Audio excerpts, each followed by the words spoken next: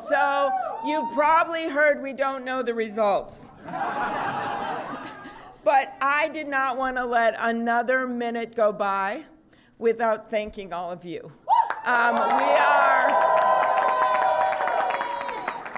We know there's delays, but we know one thing. We are punching above our weight.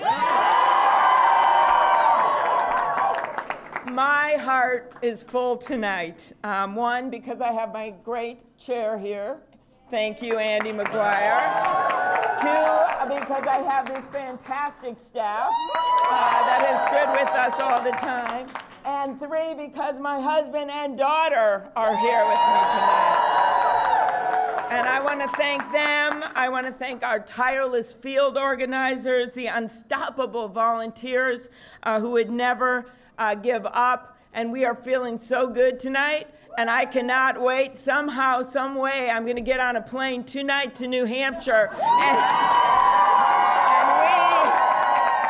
we are bringing this ticket to New Hampshire. So even in a crowded field of candidates, even during the well-earned impeachment hearing of Donald J. Trump, which kept me bolted to my Senate desk for the last 2 weeks, we kept fighting. And you kept fighting for me. We have started in a blizzard, and a lot of people didn't predict I'd finish that speech. That's what they were like, how could she do it? Then in the summer, they kept saying, is she going to make it through the summer? And then debate after debate after debate. And all I can say is we are here and we are strong. And with that same grit that got us through that blizzard, we are now ready to head to New Hampshire. And my friends here in Iowa, you know we have beaten the odds every step of the way. We have done it on the merits, we have done it with ideas, and we have done it with hard work. Because, thank you.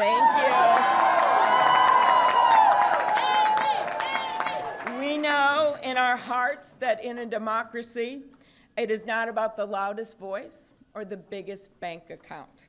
It is about the best idea, and it is about the person that can turn those ideas into action. We know that our party can't win big by trying to outdivide the divider-in-chief. We know that we win by bringing people with us instead of shutting them out. Donald Trump's worst nightmare is that the people in the middle, the people who have had enough of the name-calling and the mudslinging, have a candidate to vote for in November. Donald Trump's worst nightmare is that our fired-up Democrats will march to victory alongside a big coalition of independents and moderate Republicans that see this election just as we do. That this election is, yes, an economic check, but it also is a patriotic check. It is a decency check.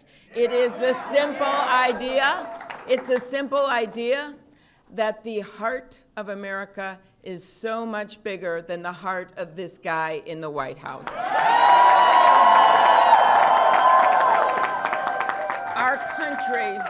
Our country cannot take another 4 years of Donald Trump. Our collective sense of decency can't take another 4 years. The rule of law can't withstand another 4 years of a president that thinks he's above it. Our democracy cannot tolerate another 4 years of a president who wants to bulldoze right through it. The American dream cannot take another 4 years of a president who thinks he can choose who gets it. His playbook is not hard to understand.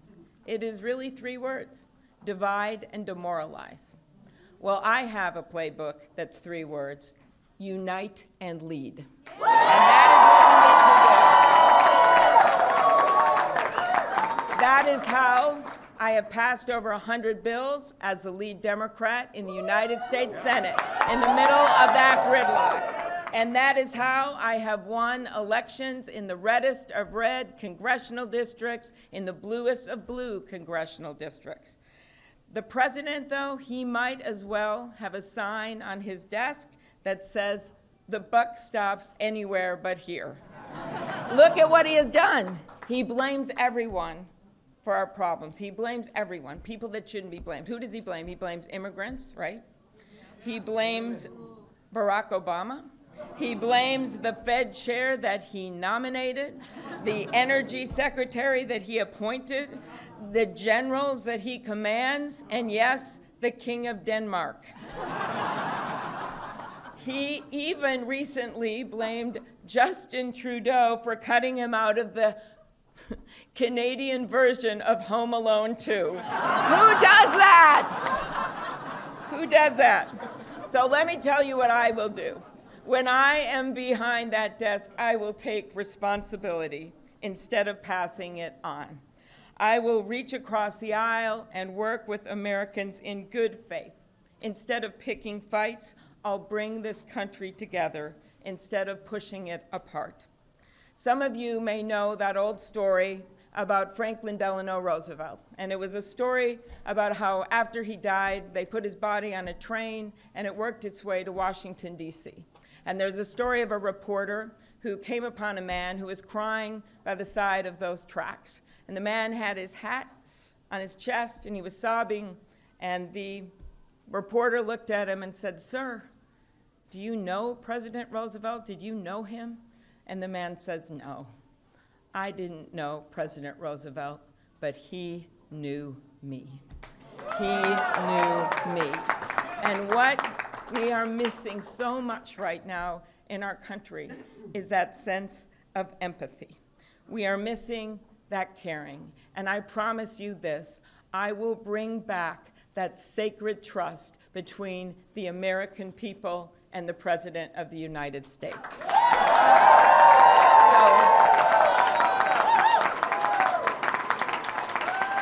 If you are sick and tired of hearing how great the economy is when you don't feel it, when your paycheck is stretched to the breaking point month after month, I know you and I will fight for you.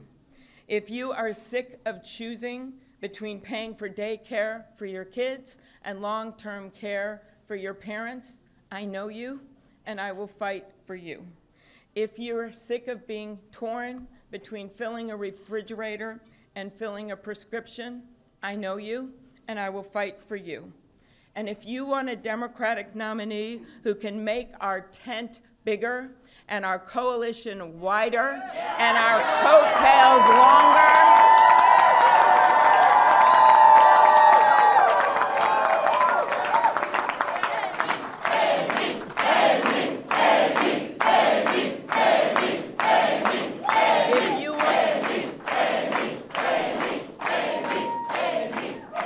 if you want that, I know you and I will fight for you. And if you are sick and tired of the extremes in our politics and the noise and the nonsense, you have a home with me. So please join our campaign at amyklobuchar.com. Join us because we are going to be here, it looks like, a really long time tonight. And you will have plenty of time to join us at amyklobuchar.com. So let's stay up. Let's stay in a good spirit because you all know what happened out there in those precincts. You know that we have been punching way beyond our weight. You know that despite some limited resources compared to some of those bigger bank accounts, we are way on the board. So let's stay up, let's stay happy, and let's head to New Hampshire. Thank you, Iowa.